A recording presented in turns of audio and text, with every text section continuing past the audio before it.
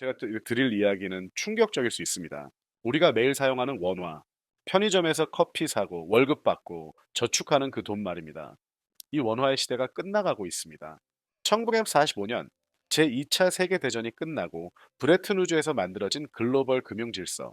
80년 동안 우리가 당연하게 여겨온 이 시스템이 지금 뿌리째 흔들리고 있습니다. 원화, 엔화, 유로 이런 로컬 통화들이 설 자리가 점점 좁아지고 있습니다. 그 자리를 차지하려는 건 바로 스테이블 코인입니다.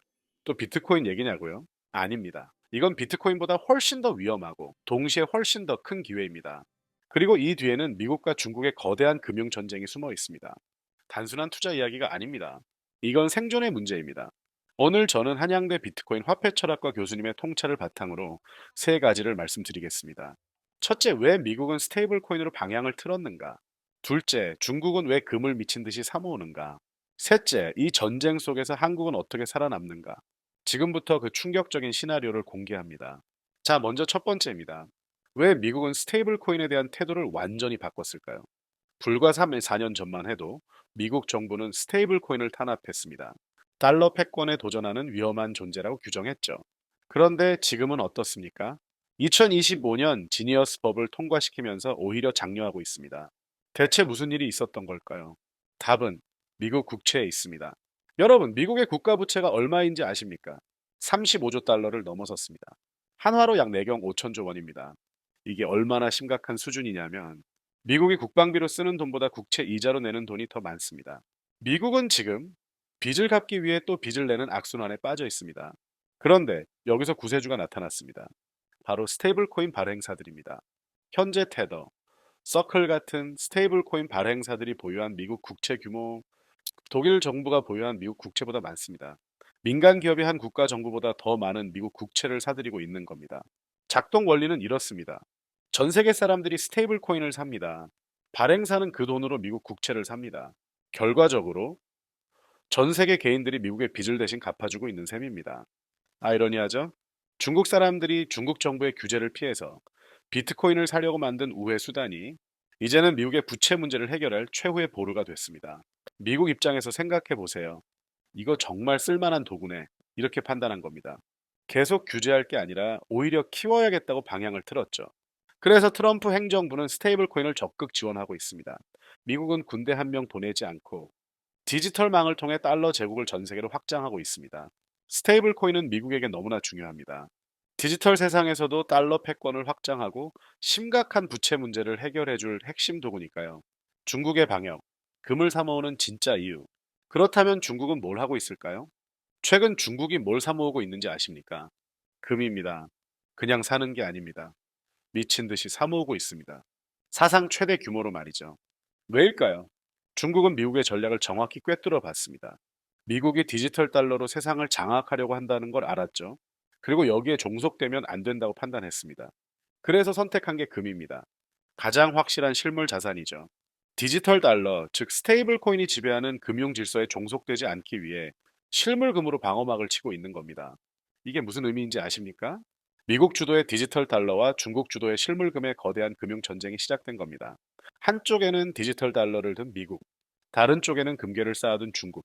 이 두 거인이 지금 금융 패권을 놓고 싸우고 있습니다. 미국은 이렇게 말합니다. 디지털 세상에서는 달러가 왕이다. 스테이블 코인으로 전 세계를 연결하겠다고 말이죠. 중국은 이렇게 대응합니다. 디지털은 신뢰할 수 없다. 실물금이 진짜 가치라고 반박하는 겁니다. 두 나라의 전략이 극명하게 갈리는 겁니다. 그렇다면 문제는 이 고래 싸움에서 새우등 터지는 건 누구일까요? 바로 우리 같은 로컬 통화 보유국입니다. 로컬 통화의 종말, 원화가 사라지는 시나리오, 미중 금융 전쟁이 벌어지는 동안 우리 같은 나라는 어떻게 될까요? 스테이블 코인이 활성화되면 우리가 알던 은행과 로컬 통화가 설 자리가 사라집니다. 이미 시작됐습니다. 나이지리아를 보세요. 자국 화폐인 나이라의 가치가 폭락하자 시민들이 뭘 했을까요? 은행에 달러를 예치한 게 아닙니다. 달러 스테이블 코인을 샀습니다. 아르헨티나도 마찬가지입니다.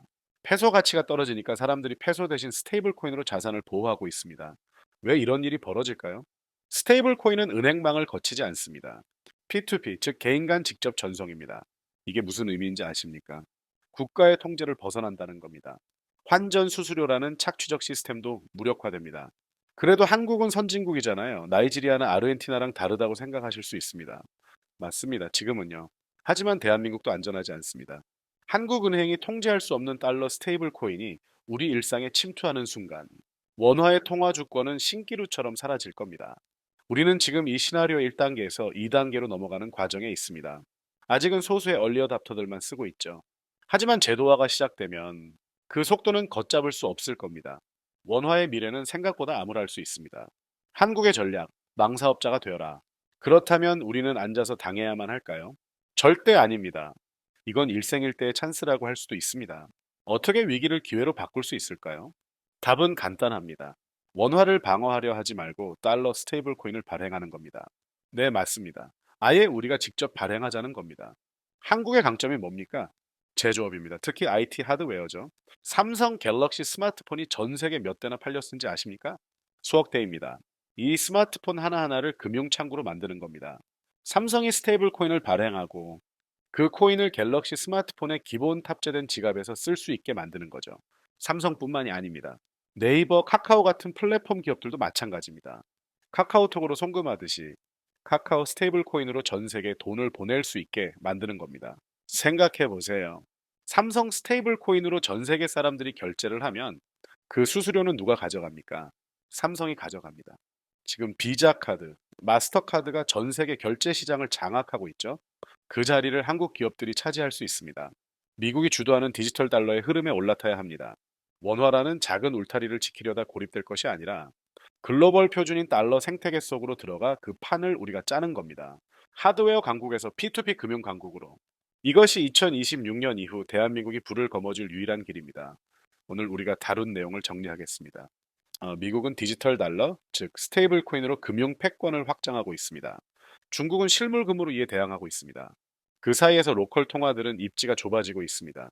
한국의 선택은 명확합니다. 방어가 아니라 공격입니다.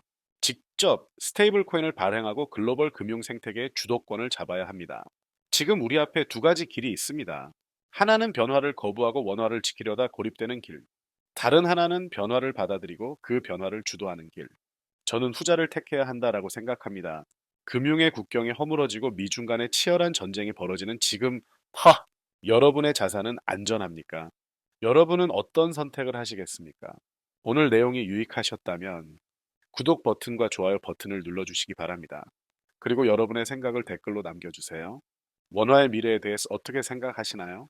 한국은 미중 금융 전쟁에서 어떤 전략을 택해야 할까요? 여러분의 의견이 궁금합니다.